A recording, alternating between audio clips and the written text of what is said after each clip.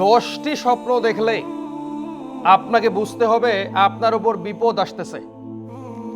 এই স্বপ্নগুলো দেখলেই দ্রুতই আপনাকে সমস্যার সমাধান করার চেষ্টা করতে হবে। আর একই স্বপ্ন যদি বারবার দেখেন, অবশ্যই আপনাকে আল্লাহর কাছে তওবা করতে হবে, সমস্ত বিপদ আপদ থেকে ক্ষমা চেয়ে নিতে হবে। এই 10টা স্বপ্ন দেখার পরেও যদি আপনি আবারও পাপের মধ্যে লিপ্ত হন, আপনাকে কেউ বাঁচাতে পারবে না। এমনও হতে পারে যে আপনার মৃত্যুও হতে পারে।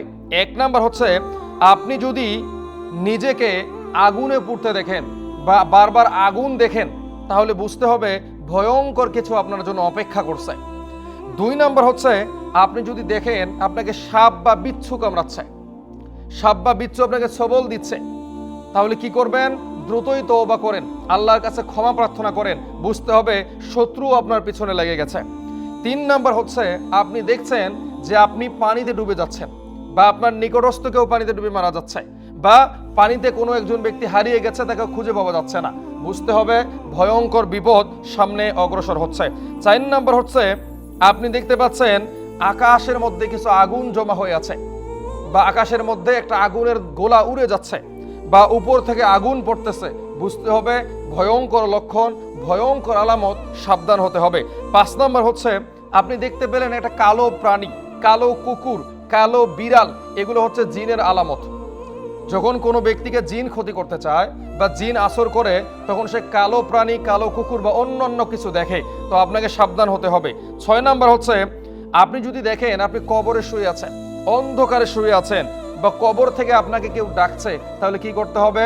মনে করতে হবে আপনার জীবনের সময় শেষের দিকে। দ্রুতই তওবা করেন, নামাজ পড়েন, আল্লাহর কাছে তওবা করেন। 7 নাম্বার হচ্ছে, নিজের কাপড়ে রক্ত দেখা। আপনি আপনার কাপড় দেখছেন রক্তে ভেজা, আপনার কাপড়ের মধ্যে কিসের জানি রক্ত লেগে আছে, এগুলো ভয়ঙ্কর আলামত। 8 নাম্বার হচ্ছে, আপনি দেখছেন বিশাল বন্যা হচ্ছে, বিশাল ঝড় হচ্ছে, সবকিছু ধ্বংস হয়ে যাচ্ছে, সাবধান হয়ে যান। কি হবে? আল্লাহর পক্ষ থেকে আপনার উপরে গজব আসতে পারে। 9 নাম্বার হচ্ছে, আপনি যদি দেখেন আপনার দাঁত পড়ে যাচ্ছে, তাহলে বুঝতে হবে আপনার উপর আল্লাহর অভিশাপ আসবে। 10 নাম্বার হচ্ছে, আপনি দেখছেন আপনি মারা গেছেন, কিন্তু আপনার দেহের অবস্থা খুব খারাপ, চেহারার অবস্থা খুব খারাপ। এই সময় কি করবেন? বেশি থেকে বেশি তওবা করবেন, আস্তাগফিরুল্লাহ পাঠ করবেন, আল্লাহর কাছে ক্ষমা প্রার্থনা করবেন। ইনশাআল্লাহ আল্লাহ তাআলা আপনাদেরকে মাফ করবে।